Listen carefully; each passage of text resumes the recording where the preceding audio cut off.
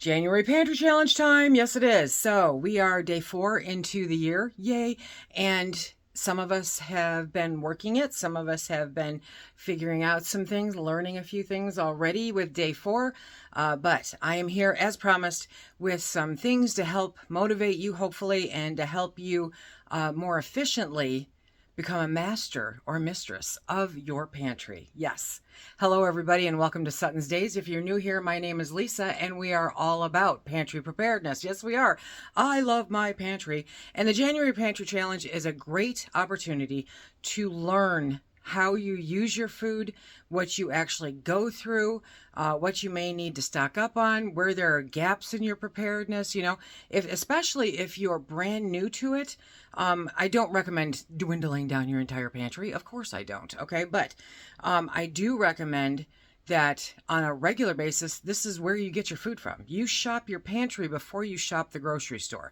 And then when you do go to the grocery store, it's to backfill your pantry. That is the most cost-efficient way to do it, and the easiest. I created a 7-day step, so every single week there'll be 7 things to do. And some of these you can combine. If you have already done some of them, then just move on to the next step. No harm, no foul, but let's do this. So day 1, you want to create an inventory. You don't know what you need if you don't know what you have.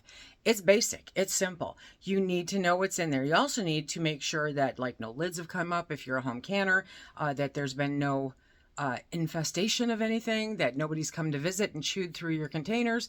Yeah, it's a riot. So inventorying your pantry is just literally a must.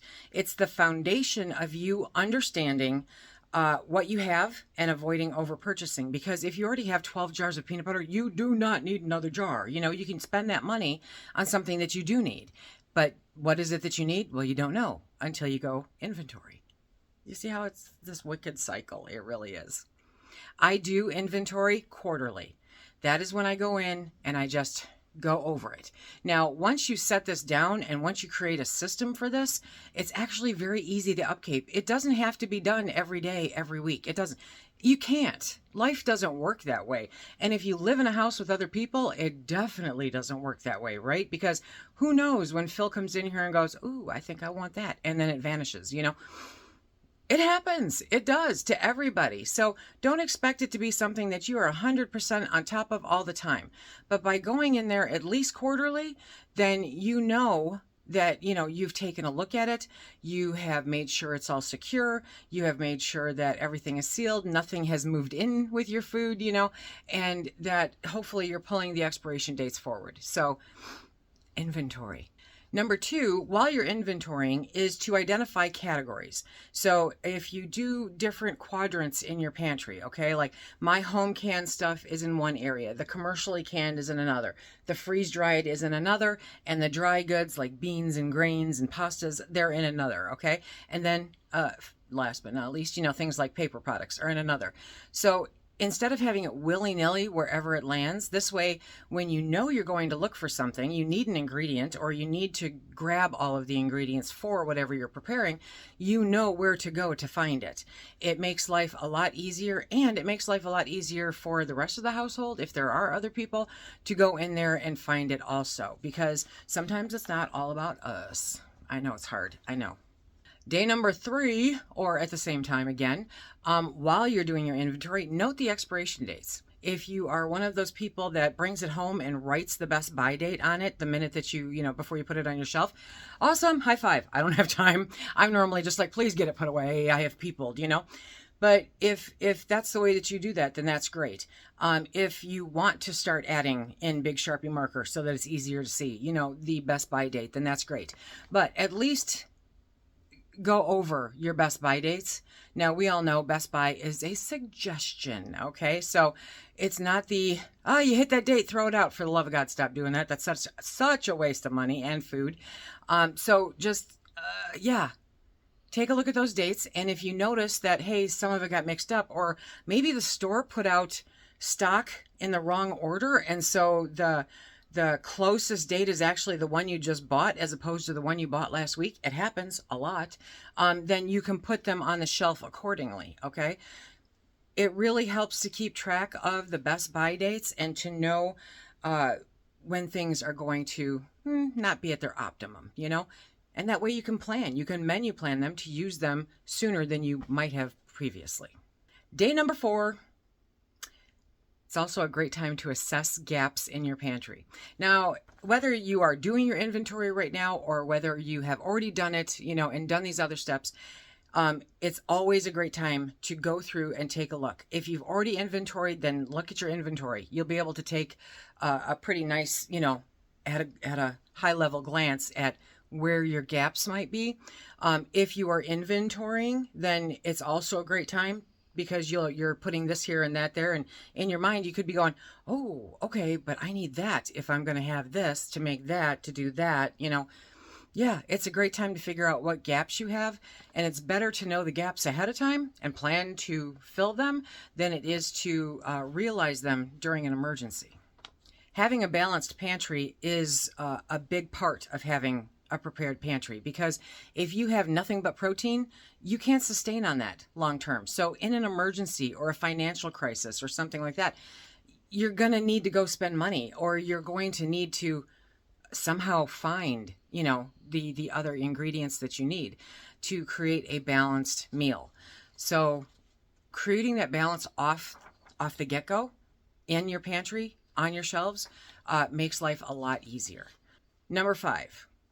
Some of us do this, some of us don't. Totally up to you. I get it, okay? But track your nutritional balance. What? I know. Okay. So evaluate your pantry for the best balance of macronutrients, which is carbs, protein, fat, right? Or micronutrients, which is vitamins and minerals. If you are somebody who tracks your food, I do, I track my food. This is important to me to know that I have that balance in my pantry, that I can provide the numbers, the equation that I need that makes me the healthiest, you know? So a nutritionally balanced pantry ensures that you can maintain health during an emergency. That's big. That's really big. Because if you're doing nothing but eating ramen and boxed macaroni and cheese, you're going to be sick as a dog at the end of 30 days, okay?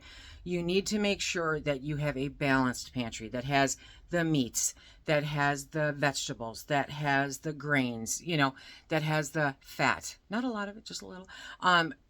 In order to make sure that you stay healthy throughout that emergency period or that 30-day pantry challenge.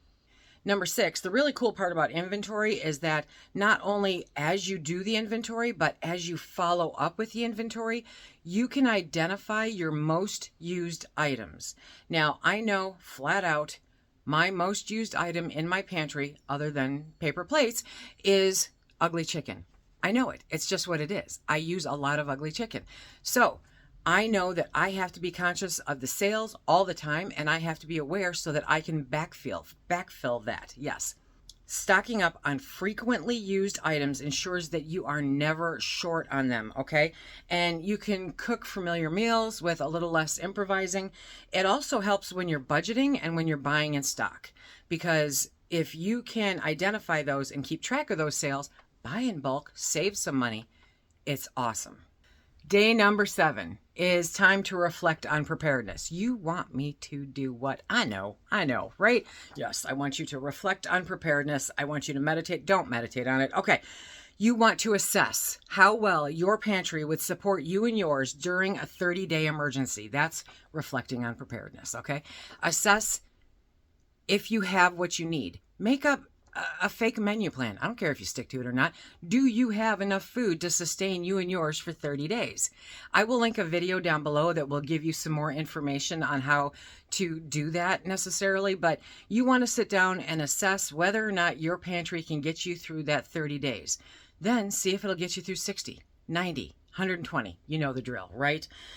Reflecting helps identify strengths and weaknesses in your pantry. These are things that we need to look for constantly, because this is not a set it and forget it, because this is not a one size fits all.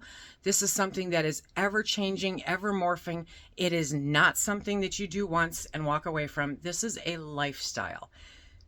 It's also not 24-hour, 24/7 consumable project, okay? This is something, it's just part of your lifestyle. Instead of going to the grocery store 7 times a week, you're going once a week, or like us, once a month. You might realize during this that you have plenty of canned food, but you lack easy to use seasoning or quick prep meal options, right? This insight is essential for long-term preparedness because sometimes, like last night, okay, Phil wants pizza, I'm having a breakfast quesadilla. The outcome was different. He wanted the flavor and the fun of the pizza. I wanted something low carb. It works. So it works for us. These are things that you need to figure out how it works for your household. If you are a family that religiously sits down and eats a meal with protein, starch, fruit, vegetable, all of, if that's how you do things, then that's what you want to make sure you have in your pantry. I think as we get older, we become less intent on doing that kind of meal. At least the people that I know are. Throw in the comment section down below. I would love to know what comprises a meal for you. For me, it's food. It doesn't matter. It's just food, okay? Because we connect with each other all day long. I understand if you have young kids, it's a great time to get the whole family to sit down together and to connect as a family. It's a great time to sit down with your spouse and connect with them. It's a great time to be thankful for the fact that you have the food to consume. There are a lot of things tied in with our food, but the number one thing is to make sure that you don't go hungry, okay? And so for that purpose, I'm not a big meal person. I'm a big food person. Now, I do create meals. Most of the time, as you'll notice, I'm posting our pantry dinners for the entire month. I'm posting them on the community section on YouTube and on our Facebook page and on our Instagram. You'll see, I'm typically showing you Phil's dinner, which is typically a protein and a vegetable, because mine is typically a protein. That's it. Or like last night, he splurged and he had the pizza and I had the quesadilla because it was low carb. So it is what it is. It's food to sustain us. That is how we treat food around here. My husband is well known for saying that, we eat to live, we don't live to eat. And even though chocolate tends to put a wrench in that, that should be the way that it works. So let me know in the comment section below, how are your meals comprised? What is a meal to you? I would love to know, because I think it's important for us to realize that not everybody does it the way that we do it. I think that it's important for us to see how other people do it and go, oh, you know what? Maybe that might work for us. Now, yes, I love to sit down to a legit meal, but I also am busy, and so sometimes it's just sticking food in my face.